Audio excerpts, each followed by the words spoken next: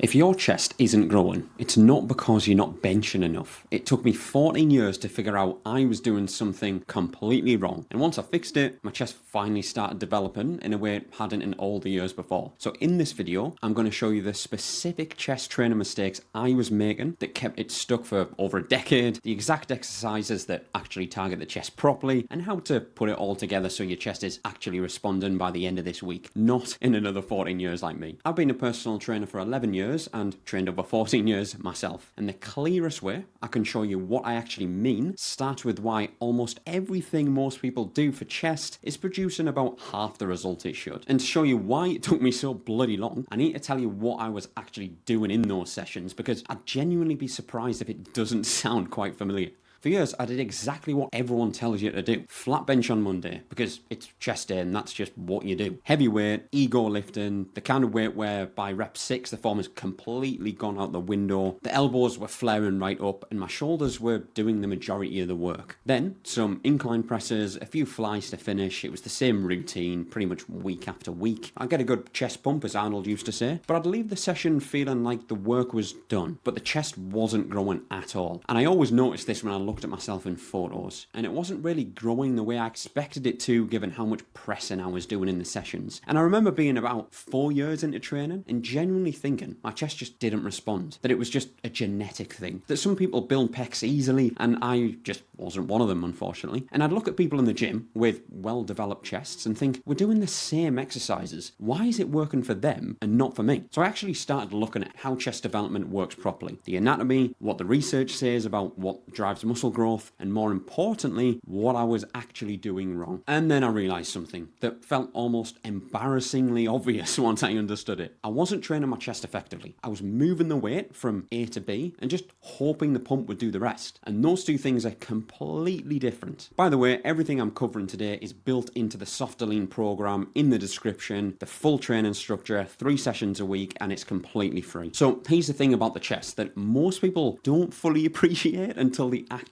look into it. Your chest has 2 main regions: the upper chest, which runs from collarbone down, and the lower chest, which makes up the bulk of the pec. Most people train the lower chest pretty well through flat pressing, but the upper chest, the part that fills out the top of the pec and gives the chest that full developed look, gets barely touched at all by flat bench alone. Yes, it gets a little bit, but definitely not enough. And here's what underdeveloped upper chests actually look like in practice. And I definitely had one, and I'm being completely honest, it's definitely not where I want it to be yet at 30 years old. When you wear a t-shirt, the chest looks flat across the top. From the side, it looks almost non-existent regardless of how much pressing you've been doing. And in the mirror, from the front, it looks decent, but there's something missing, even though the lower part of the chest is fine. And that was me for years. And here's the bit that really matters. The chest is under the most stretch and works hardest at the bottom of a pressing or fly movement. That fully lengthened position at the bottom is where the real growth stimulus is when you've got that full range of motion. It's not necessarily the contraction at the top of the movement, and it's not the pump during the set. The stretch at the bottom is arguably the most important part. Most people rush through the bottom because the weight is just too heavy and they cut the range of motion short or use an angle that doesn't put the chest under a proper stretch at all. And then they wonder why they're getting fatigue without actually developing the muscle. And that was my problem for years. And here's what I actually do now, and what I'd do from day one if I was to go back. So exercise 1 would be incline dumbbell press. This is the starting point for chest development that most people miss entirely. And you might be thinking, well, how high should the incline be? You want somewhere around 30 to 45 degrees, which shifts the emphasis to the upper chest in a way flat bench just doesn't really get. And I usually use dumbbells rather than a barbell, so you can go deeper and with a bigger stretch at the bottom because your hands can travel further down and out. And the most common mistake I see is using a bench angle that's just far too steep, like 60 to 70 degrees, which ends up shifting most of the work onto the shoulders. And you end up doing a shoulder press thinking you're doing a chest exercise. Keeping it around 30 to 45 degrees, and the difference in what you actually feel working is massive. Although on the other end of the spectrum, you don't want it too low either, especially if you've got a big arch in the back, because then you end up just doing flat bench again. And the other thing that matters here,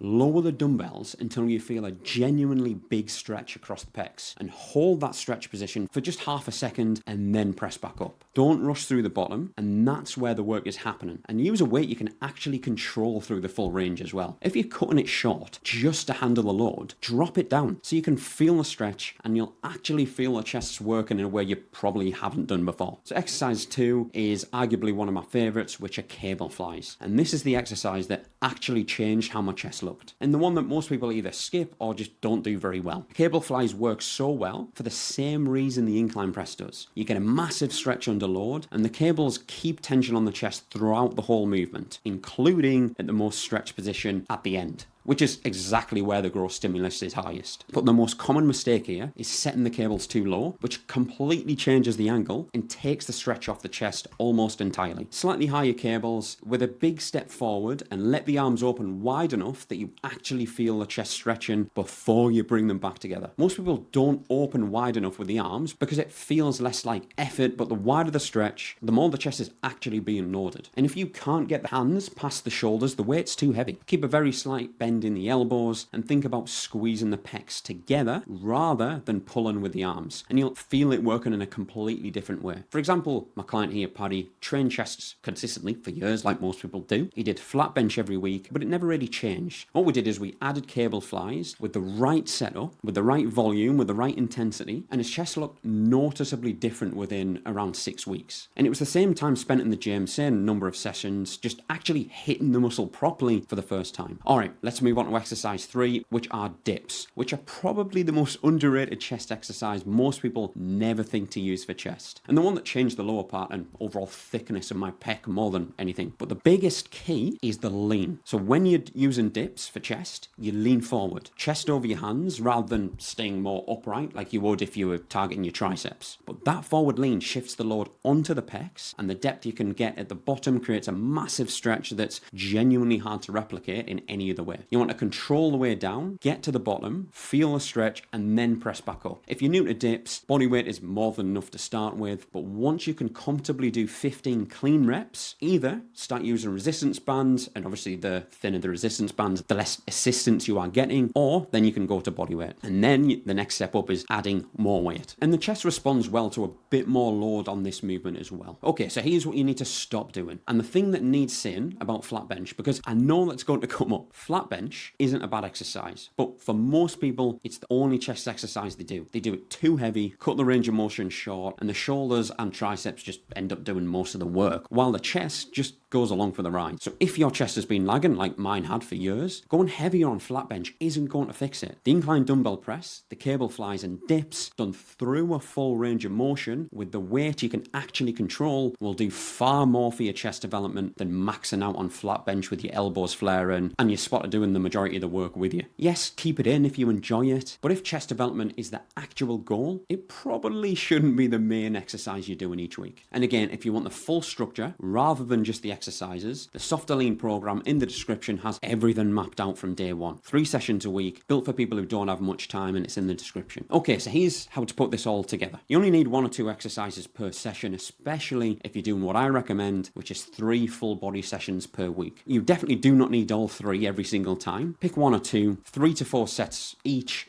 10 to 15 reps per set. When you hit 15 reps with a given weight, go up on the next session and build back to 15 again. That essentially is progressive overload kept as simple as possible. Same principle that makes everything else work, really. And 10 to 15 reps works well for chest because you get enough volume through the full range of motion to actually feel the stretch and contraction without going so light it's not doing much at all. And the mistake I made for years, which I can guarantee a lot of people make, that is worth flagging, which is training chest after a heavy shoulder session when the front delts were already half dead. So if chest development is a genuine priority, train it fresh, either first in the session or at absolute least not after a heavy shoulder press and movement. You can't push a muscle that's already been working hard for 40 minutes at the intensity level that actually drives muscle growth. You're not going to build your chest in 7 minutes. I'll hold my hands up and say that. But you can fix the mistakes that have been holding it back in that time. And once you actually do that, your chest, which has felt like a weak point your whole training life, starts looking like a strong one. And if you get those three things right, and the chest starts moving in a way that it probably hasn't in years. But here's where most people hit the next plateau, even once the chest training is sorted. And it's got nothing to do with the chest itself, because the chest sits on a frame. And if the shoulders, the back, and the overall structure around it aren't developed the way they should be, even a well-developed chest doesn't quite look like the way it should. And most people have no idea which muscles are actually responsible for that frame. And they're almost never the ones getting trained directly. So I've got a video that covers exactly which ones they are and how to train them. So watch that next.